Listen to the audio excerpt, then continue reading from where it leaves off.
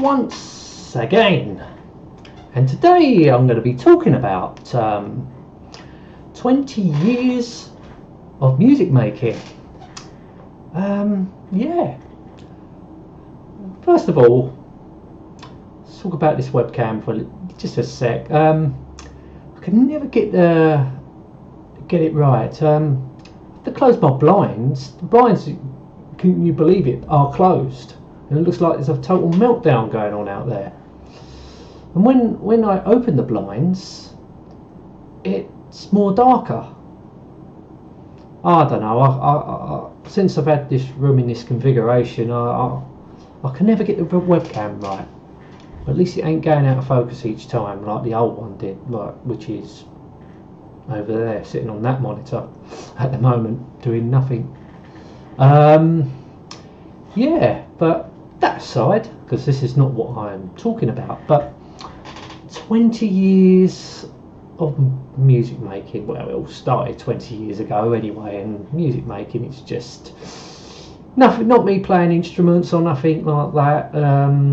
It just started with when I first bought my PC. That was 20 years ago. But I was very limited what I could do. It was the cheapest of PCs at the time.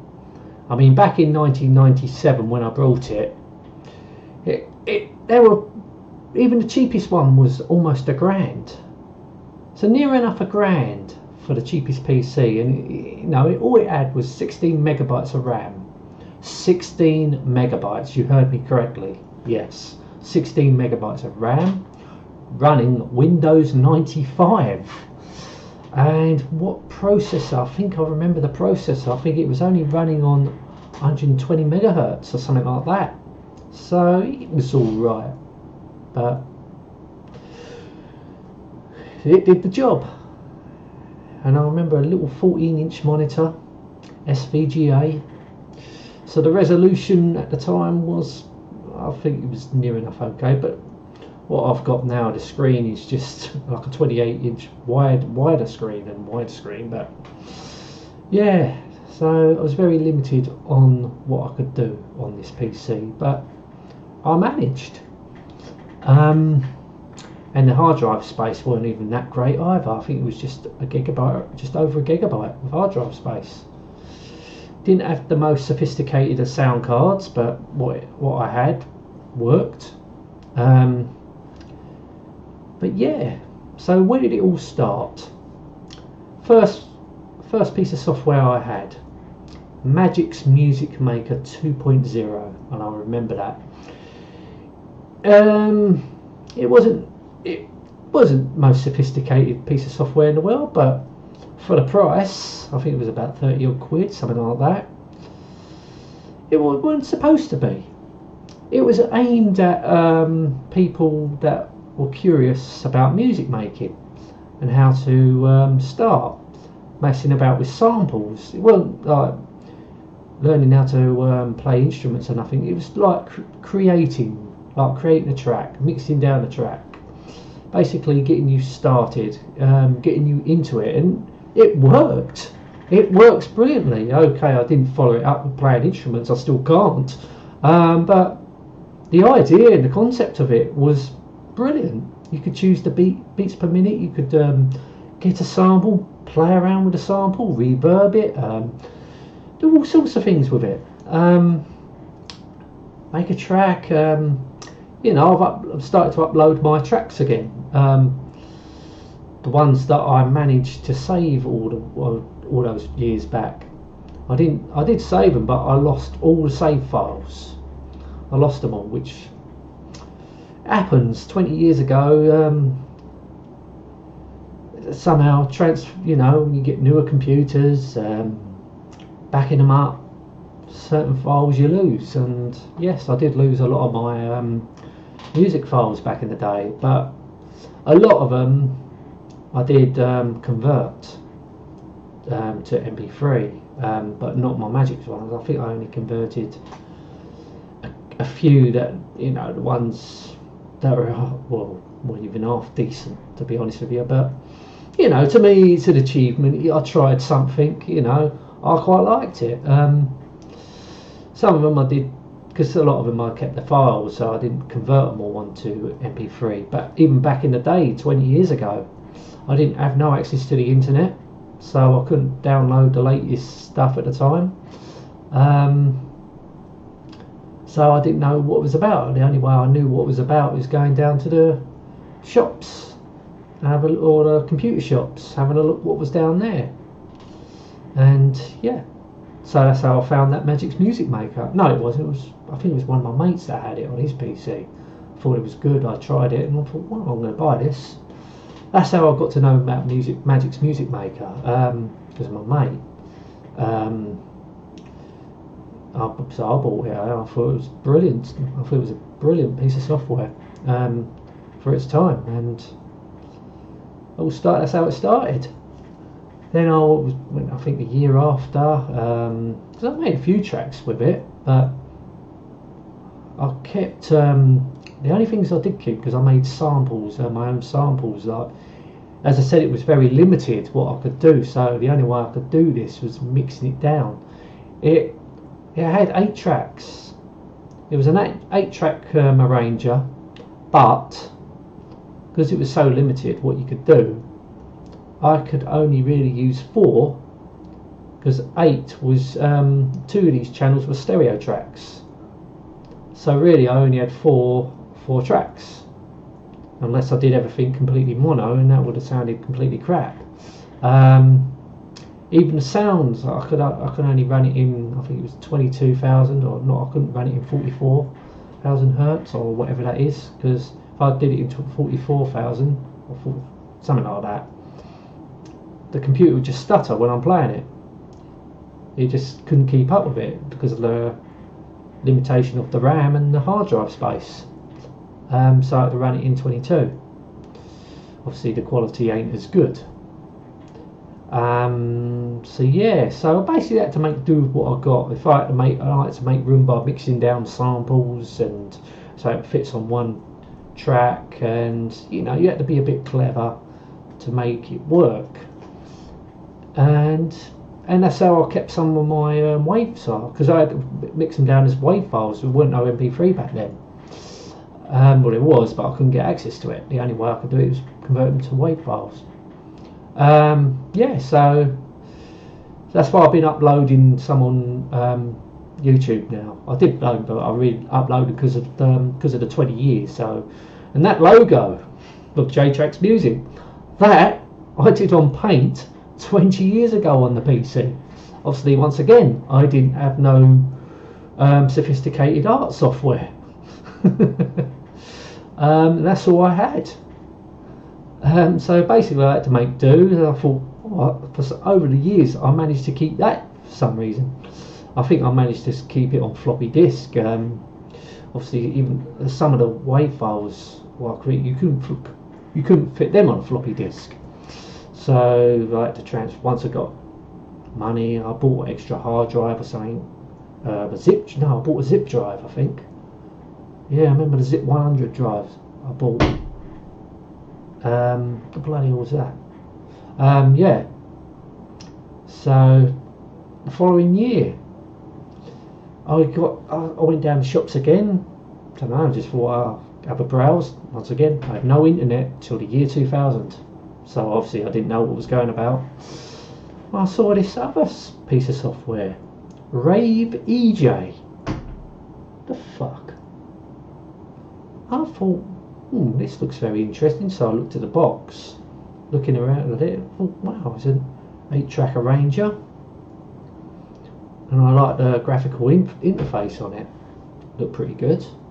So I brought it. I can't remember. I think it was about 25 quid. Honestly can't remember the prices back then now. But then I installed it, and wow, the samples were pretty good. The only thing with the EJ software though, it was limited to you couldn't change the beats per minute. With the Magic's Music Maker you can, and all the waves, and it was all done in wave samples. As the EJ ones wasn't, it was done in a different format, only specially to use with EJ, that particular EJ software. But it was different EJ software. It was Rave was the first one I got. Then I got Dance EJs, well, there's a few dance EJs, so I ended up buying quite a lot of them. Hip hop EJ was another one I bought. I don't know why I bought it, because I just don't like hip hop at all, or rap or anything like that. But it was just the way it was. I don't know what attracted me to it. You can use the mouse to scratch, do your own scratches. I think that's why I brought it. And it did come with a record, a vinyl record, and you had a clip that you could put your mouse on, and you basically put your mouse like that.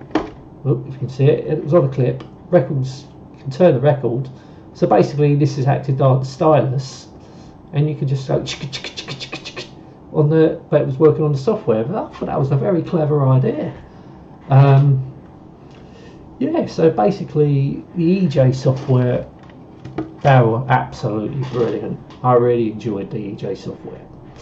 I would love to use them today, but the only way I could use them today is running on a PC emulator.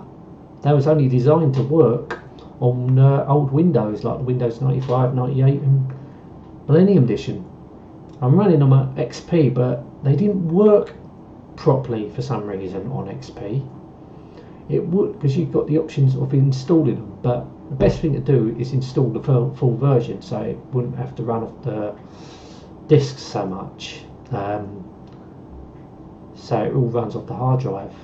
But sometimes, as I said, my first PC was very limited. I had to run it off the CDs, and my CD drive weren't working properly. It was just messing up. But when I got my second PC, all that changed. That was a Pentium 2, running more RAM, and for the time it was all right. It did the job nicely. But yeah, but I really enjoyed the easiness of it. It was made for like people that are beginning amateurs that want to learn about music. Putting it together and arranging it. That's what it was for. Here it goes again. Yeah, but that's what these softwares were made for. You know, they wasn't made for like experienced bloody composers. You pay hundreds, even thousands of pounds for software like that. For like the professional composers, the music makers, but this cheap software was aimed for people like us, me, someone that did not know a clue about music. And this software, you know, you learned, you arranged the music yourself. It was easy to use, and you picked it up in no time. Okay, you got to have a little bit of knowledge how to make a tune and how to put it together, but if you got a little bit of a concept of how to make tunes, then you're all right. Even if you didn't really know, it was there. You know, you soon pick it up. It was not that hard, and that's what was brilliant about it. Sadly, I don't know if EJ or the makers of EJ, I can't remember now. I don't know if they're still around now, but it's a shame if they ain't. I don't think they are, because they ain't been producing no software. If there are, I haven't heard nothing about it, but I think there's a lot of people out there on YouTube are fans of the old EJ software. And I think I'm going to be uploading a few things in the upcoming weeks. I'm going to be uploading some music. So might be a lot of music coming up on my channel. Yeah, but yeah, it was a great experience using these old software. It was just fun to use, easy and creative. You can be very creative. You could even the dance EJs that got better and better. More stuff you could do, especially with Dance EJ2. There was 16 tracks. An extra track, you can make your own drum beats, you can make your keyboard sounds. You can do a lot more than the first one. And the good thing about Dance EJ2, it was backwards compatible with 1, so you could upload your 1 mixes on 2 and further the mix if you want, because you was only limited to 8 tracks on the first one. And the first one I remember you had 6 mono tracks, and the 7 and 8 was a stereo track, but you could turn them, make them mono tracks or stereo tracks, so it was very limited what you could do. But what you had was, you know, you had to work around it. It was still good. I would never ever knock them. And obviously 3, 4, they just got better and better. I think they had backwards compatibility with the others, but then 5 come along and totally changed everything. I bought 5 and I think that was it. It was just something, it just took it to a new level, I think. It was no longer backwards compatible. It was just completely different from the other 4. I just think, I don't know if they was trying something different. I don't know, but it was totally different from the others, and let's say it weren't backwards compatible. But it was a shame. But there you go. I've still got 5. I didn't make any mixes with 5. I think the only time I made mixes was just with the second one. I don't think I made any mixes with 3 or 4. I was using because everything I did on 2, I don't know, I was doing other things. I wasn't doing so much music, so I bought the software, but I just wasn't using them. Didn't produce no mixes with them. But 2 was mainly the big one for me. Dance EJ 2, Rave EJ. I made a few mixes. A couple of hip hop ones I made. But sadly, I lost all the original files. But I did convert the EJ ones to MP3. So they're on YouTube if you want to ever listen to them.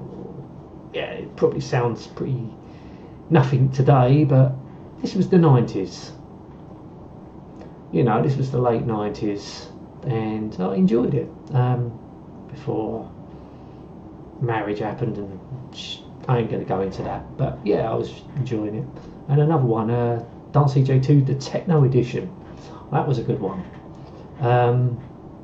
Made a few samples on that. Not only just me, when my mates used to come round, and they always had a go. They had a go and created music, and I don't know what happened to all the files with that one. I think they just disappeared, which was a shame. Nice to have uploaded them, but all disappear unfortunately. But yeah, but that was my experience with music making, and today I have not made much over the last 15 odd years. Couple of tracks here and there. I haven't done a lot, so I don't know what I'm saying. It's 20 years of music making, basically all made in 2 years, like from 97 to 2000. That's when I was doing it most. After 2000 I wasn't hardly doing any to now. No.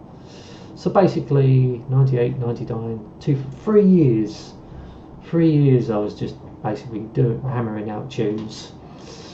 But back then we didn't have like YouTube or SoundCloud. Obviously I don't upload to SoundCloud, but yeah, great times, great memories. And I do want to bring these old ones back, because it might be possible, but obviously I can't remember how I did it. But I've got a few samples that are mixed down.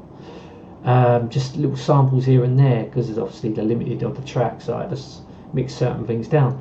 They I do have on Wave Sounds, and I've got a whole bunch of files on wave files on my hard drive somewhere. They've been coming over hard drive to hard drive. I've been saving them when I've got a decent hard drive.